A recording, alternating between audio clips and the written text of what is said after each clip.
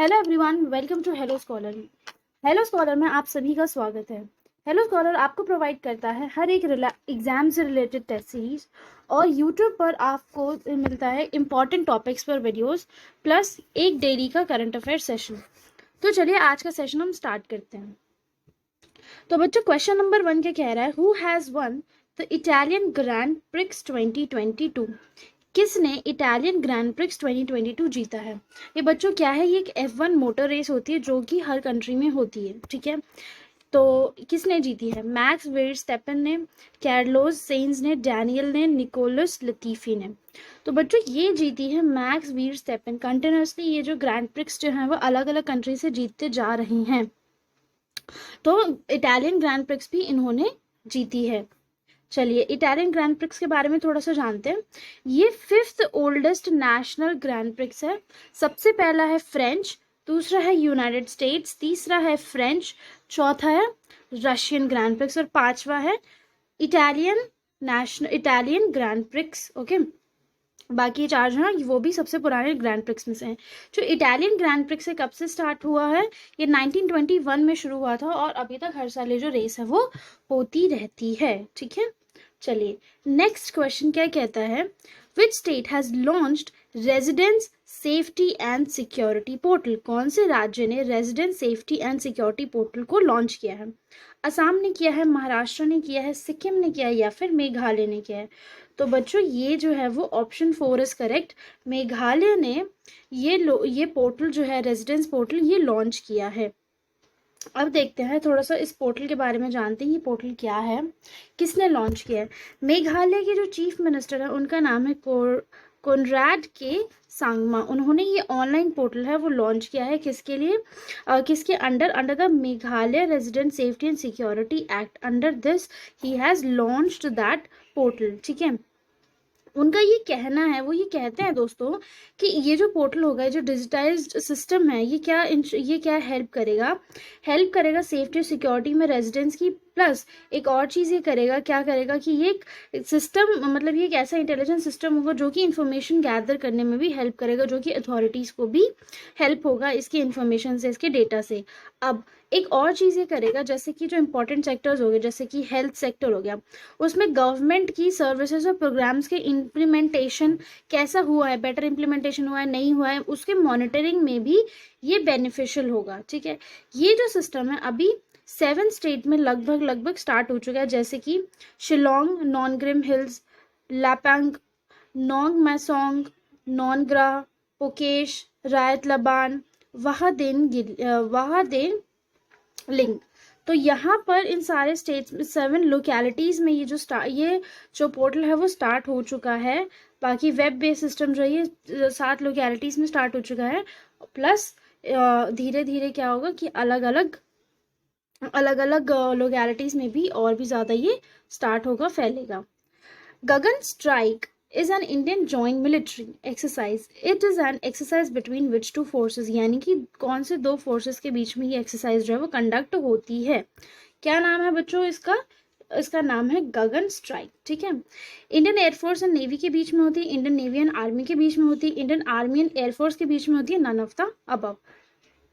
सो बच्चों जैसे कि आप फोटो में देख सकते हो, you can see the army tank and you can see the helicopter. So it is between Indian army and air force, ठीक है। एयरफोर्स और इंडियन आर्मी के बीच में ये एक्सरसाइज जो है वो कंडक्ट कराई जाती है, ठीक है। कहाँ पे हुई थी ये जॉइंट एक्सरसाइज? ये हुई थी पंजाब में, ठीक है। अलग अलग पार्ट्स में हुई थी पंजाब के। 4 दिन तक ये एक्सरसाइज चली थी और इस एक्सरसाइज से क्या होता है, ये एक्सरसाइज जो है वो अपनी आर्म्ड फोर्सेस की पावर को शो करता है, ठीक है। चलिए नेक्स्ट क्वेश्चन की तरफ बढ़ते हैं। Which is the first earthquake proof मंदिर इन द वर्ल्ड? दुनिया का सबसे पहला अर्थक्वेक प्रूफ टेम्पल जो है वो कहाँ पर है, कौन सा है? Shri Swami Narayan temple, Angkor Wat temple which is in Cambodia, Akshardham temple New Delhi, Belur Math West Bengal India. सो बच्चों ये टेम्पल कहाँ पे है? ये जो फर्स्ट अर्थक्वेक प्रूफ टेम्पल है कौन सा है दुनिया का? सो श्री स्वामी नारायण टेम्पल जो है विच इज इन लॉस एंजल्स, ये टेम्पल है दुनिया का सबसे पहला अर्थ प्रूफ टेम्पल। अब इसके बारे में थोड़ा सा जानते हैं। चलिए, जो श्री स्वामी नारायण मंदिर है ये कहाँ पर है? ये लोकेटेड है लॉस एंजल्स में, तो मैंने आपको पहले ही बता दिया, ठीक है। ये टेम्पल है किसको बिलोंग करता है?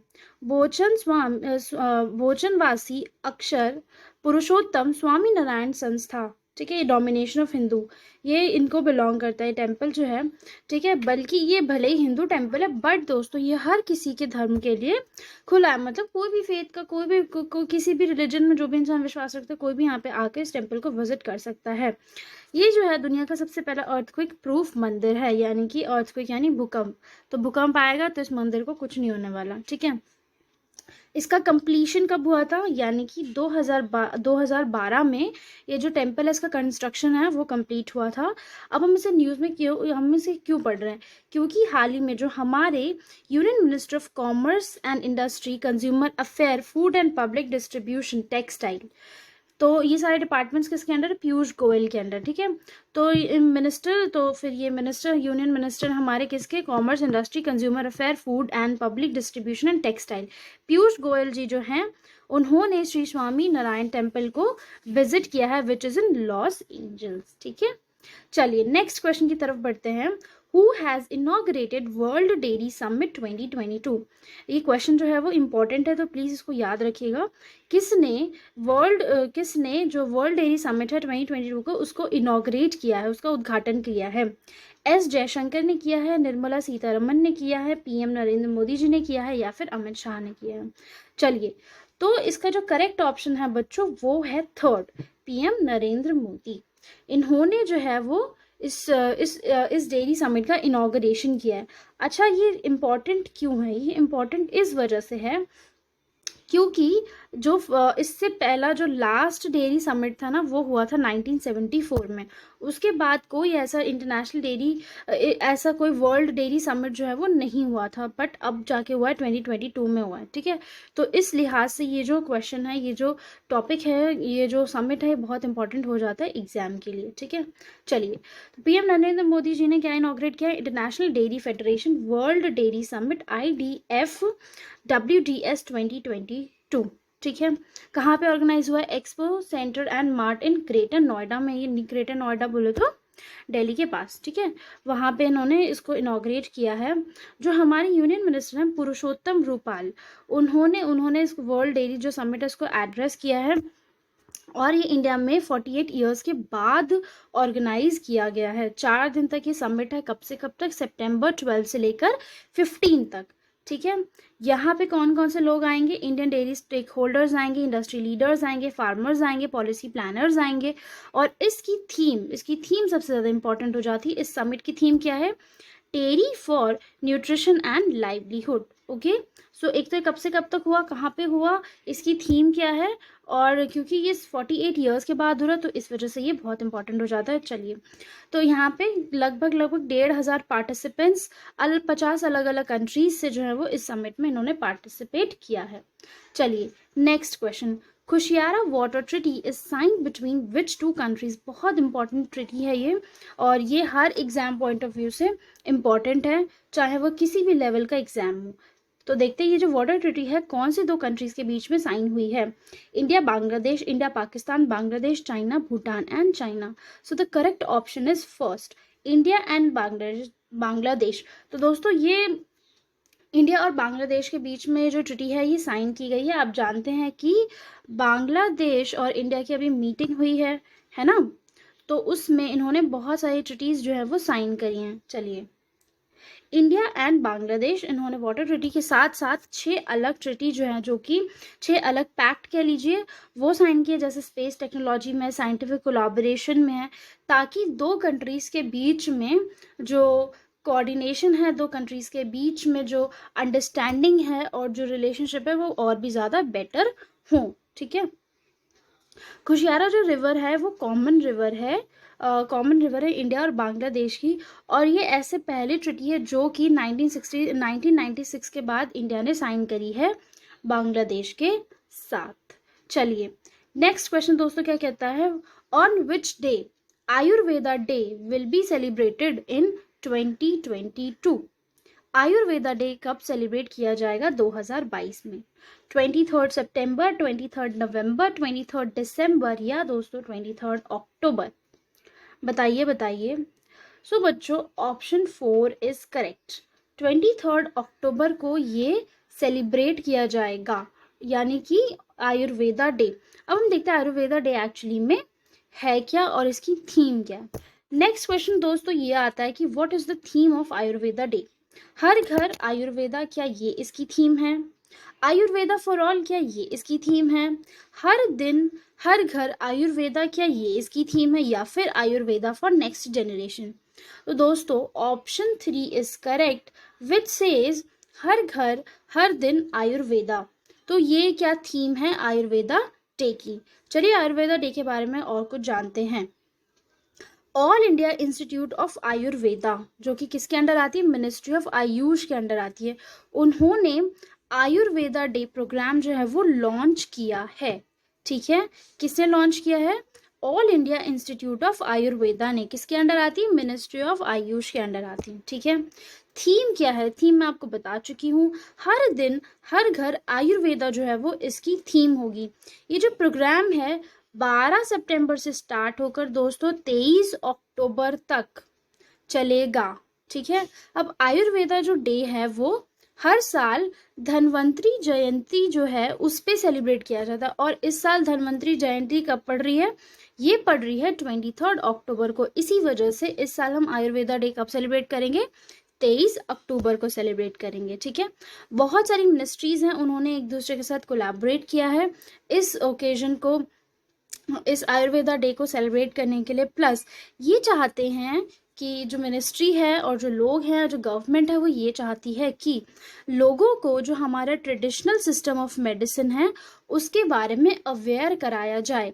जैसे कि हम जानते हैं कि कोविड-19 के बाद क्या हुआ बच्चों? ये हुआ कि लोगों ने एलोपैथी मेडिसिन के साथ साथ आयुर्वेदिक मेडिसिन पे भी ज़्यादा फोकस करना स्टार्ट कर दिया। मतलब उन्होंने बोला कि हम एलोपैथी मेडिसिन के साथ साथ उन्होंने ऐसे छोटे मोटे, जैसे कि काढ़ा हो गया है ना, वो भी हमारे आयुर्वेदा के अंडर आता है। कुछ नीम के पत्ते खाना हो गया, तुलसी के पत्ते खाना हो गया, और ये जितने भी मतलब प्लांट बेस्ड जितनी भी औषधि वगैरह होती हैं हम ये जो इस्तेमाल करते हैं, ये सब किसके अंडर आता है? आयुर्वेदा के अंडर आता है ना। तो इन सब चीज़ों पे लोगों का फोकस जो है वो थोड़ा सा बढ़ने लग गया।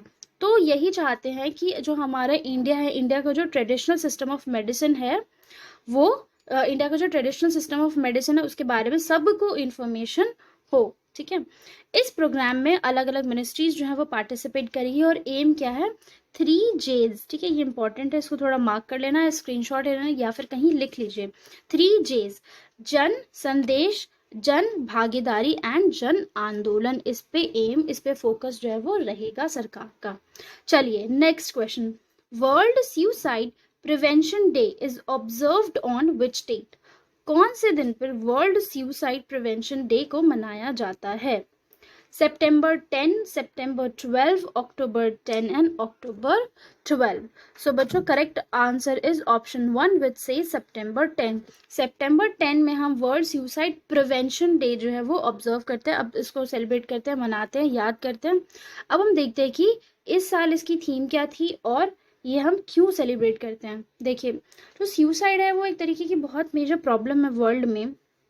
क्यों? क्योंकि बहुत मेजॉरिटी ऑफ द पीपल, मतलब बहुत सारा जो एक नंबर है, बहुत सारे, कितना नंबर है, लगभग 7,30,000 लोग जो हैं वो हर साल सुसाइड करते हैं।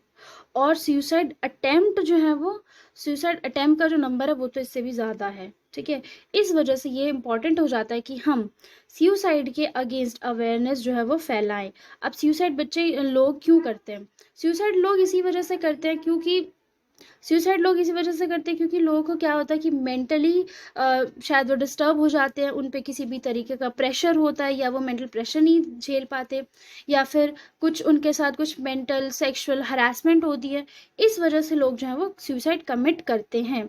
सो इस साल की जो थीम है, इस साल की थीम है क्रिएटिंग होप थ्रू एक्शंस। ठीक है, यानी कि creating through hope through action का क्या मतलब हुआ बच्चों? ये हुआ कि हमें क्या है, कलेक्टिव एफर्ट्स जो है वो लगाने हैं ताकि ये जो प्रॉब्लम है, जो पब्लिक हेल्थ इशू है, इसको हम केटर कर सकें। हम चाहते हैं कि जो अवेयरनेस है मेंटल हेल्थ की टूवर्ड्स वो दुनिया में फैले, दुनिया को पता चले कि मेंटल हेल्थ जैसी भी कोई चीज़ होती है और उस पर भी फोकस करना ज़रूरी होता है, along with the focusing on our physical health. ठीक है। वर्ल्ड सुसाइड प्रिवेंशन डे किसने बनाया था? ये एस्टैब्लिश हुआ था 2003 में by the international association for suicide prevention. किसके साथ मिलकर? वर्ल्ड हेल्थ ऑर्गेनाइजेशन के साथ मिलकर। ठीक है। इन दोनों ऑर्गेनाइजेशन ने 2003 में वर्ल्ड सुसाइड प्रिवेंशन डे को सेलिब्रेट किया था, ऑब्जर्व करने की बात करी थी, एस्टैब्लिश किया था 2003 में। ठीक है। अब ये मेरा भी पर्सनल आपको एक एडवाइस है कि अगर आपको लगता है कि आप थोड़ा सा भी अगर अपने आप को नहीं संभाल पा रहे हैं तो go for therapy, go for help. आप अपने किसी ऐसे इंसान से बात कर सकते हैं जो कि इस फील्ड के बारे में थोड़ी सी नॉलेज रखता हो, यानी कि साइकोलॉजी के बारे में कोई नॉलेज रखता हो, या कोई साइकाट्रिस्ट के बारे में, कोई साइकाट्रिस्ट है। वो साइकाट्रिस्ट तो बेसिकली जो प्रॉब्लम्स होती हैं इन आर ब्रेन्स, जो मेंटल प्रॉब्लम्स होती हैं उनको केटर करते हैं। बट जो थेरेपिस्ट होते हैं वो लोग क्या करते हैं? They give you therapy. वो सिर्फ आपसे बात करते हैं और बस उतने में ही आपका जो कुछ आपको मेडिसिन भी रेफर करते हैं। बट वो जिस तरीके से बात करते हैं, उनके बात करने का तरीका ही ऐसा होता है कि आपकी जो मेंटल हेल्थ है वो ऑटोमेटिकली ठीक होती है। प्लस आपको पता चलता है कि एक्चुअली में प्रॉब्लम कहाँ है। हम ये प्रॉब्लम जो है वो जज ही नहीं कर पाते कि किस वजह से हम इस तरीके से बिहेव करते हैं। We start to behave differently, like बहुत ज़्यादा एंग्जाइटी होगी, हम बहुत ज़्यादा एंग्शियस होंगे, एंगर आएगा, फ्रस्ट्रेशन होगा, इरिटेशन होगी, अलग अलग तरीके से हम रिएक्ट करेंगे, स्पॉन्टेनियस रिएक्शन होगा, हम हमारे वर्ड्स पे, हमारे गुस्से पे, किसी भी चीज़ पे, हमारे इमोशंस पे हमें कंट्रोल नहीं रहेगा। तो all these thing is because हमारी मेंटल स्टेट जो होता है ना, मेंटल हेल्थ, मेंटल स्टेट जो होता है वो प्रॉपर ठीक नहीं रह पाता है, इस वजह से होता है। तो गो आउट फॉर हेल्प। चलिए next question and the last question क्या कहता है? On which day world first aid day is celebrated? First aid हम बोलते हैं ना कि जैसे किसी को चोट लगी तो फर्स्ट एड दीजिए। फर्स्ट एड दिया कि नहीं दिया, है ना? फर्स्ट एड का मतलब होता है कि जो सबसे पहली मदद जो है वो आपको इंजरी होने में मिलती है। आपको कट लग गया तो आप गए, बैंडेड लगा लिया, डेटॉल से साफ किया, बीटाडीन लगा लिया, ये सब चीज़ें करी, तो ये सब क्या होता है? फर्स्ट एड होता है। फिर अगर मेजर प्रॉब्लम, अगर आपको लगता है कि नहीं हो कुछ हो रहा है, तो फिर आप कहाँ जाते हैं? डॉक्टर के पास जाते हैं, है ना? तो वो कब सेलिब्रेट किया जाता है? वो सेलिब्रेट किया जाता है second Saturday of October, second Saturday of September, every second Saturday of August, every second Saturday of November. यानी कि हर साल सेकेंड सैटरडेज पे सेलिब्रेट किया जाता है। किसके? अक्टूबर के, नवंबर पे, अगस्त के, या फिर सितंबर। तो बच्चों वो सेलिब्रेट किया जाता है on the every second Saturday of सितंबर, यानी कि दिस मंथ। ठीक है। तो हम क्या उस दिन क्या सेलिब्रेट करते हैं? World first aid day. ठीक है, फर्स्ट एड डे हम सेलिब्रेट करते हैं। अब देखते हैं कि फर्स्ट एड डे कब बना था। चलिए, फर्स्ट एड जो है, फर्स्ट एड डे जो है वो सेकेंड सैटरडे ऑफ एवरी सितंबर को मतलब हम सेलिब्रेट करते हैं। ठीक है। कब पड़ा? इस साल पड़ा ये 10 सितंबर को पड़ा। इस थीम क्या थी? Life long first aid. ठीक है। थीम जो है वो डेज की बहुत इंपॉर्टेंट होती है, तो आप इसको याद रखें, लाइफ लॉन्ग फर्स्ट एड। ठीक है। ये क्यों सेलिब्रेट किया जाता है कि मतलब क्या होता है कि जैसे किसी को चोट लगी ना, तो कई बार क्या होता है कि एक्सेस ब्लीड होने की वजह से क्या होता है, ब्लड क्या होता है? बह गया, खून बह गया। हम बोलते हैं ना कि चोट लग गई थी, अगर कोई टाइम पे आ जाता तो फिर वो उसकी जान बच सकती थी। क्यों क्यों क्या होता है कि फर्स्ट एड नहीं मिला। फर्स्ट एड मिलता तो इंसान क्या करता है कि जैसे अगर ब्लीडिंग हो रही है, बहुत ज़्यादा ब्लीडिंग हो रही है, तो आपने कुछ कपड़ा लिया, आपने टाई कर दिया, ब्लीडिंग स्टॉप हो गई, तो it is also first aid. कहीं पे चोट लगी थी, आपने कुछ अप्लाई कर दिया तो वो इन्फेक्शियस नहीं हुआ, आपने क्या कर दिया? आपने फर्स्ट एड दे दिया, इन्फेक्शियस नहीं हुआ, तो इन्फेक्शन नहीं हुआ, तो फिर उस वो आदमी जो है वो बच गया। उसको फर्स्ट एड नहीं मिला, इन्फेक्शन फैल गया पूरी बॉडी में, तो उसकी डेथ होगी। तो फर्स्ट एड का जो इंपॉर्टेंस है उसका बहुत बहुत ज़्यादा इंपॉर्टेंस होता है कि अगर किसी इंसान को फर्स्ट एड मिलता है तो उसकी लाइफ भी सेव हो सकती है। ये किसने मिलकर बनाया है? International federation of red cross and red crescent society. उन दोनों ने इस सोसाइटी ने मिलकर जो है वो वर्ल्ड का फर्स्ट एड जो है कब एस्टैब्लिश किया था? 2000 में, यानी कि ईयर 2000 में इस डे को एस्टैब्लिश किया था, world first aid day. Fine. चलिए, that's all for today. I hope you like the video. Kindly like, share, comment and subscribe to our channel and join our Telegram channel for the latest job vacancy updates and current affair PDFs. Link will be given in the description. Thank you everyone.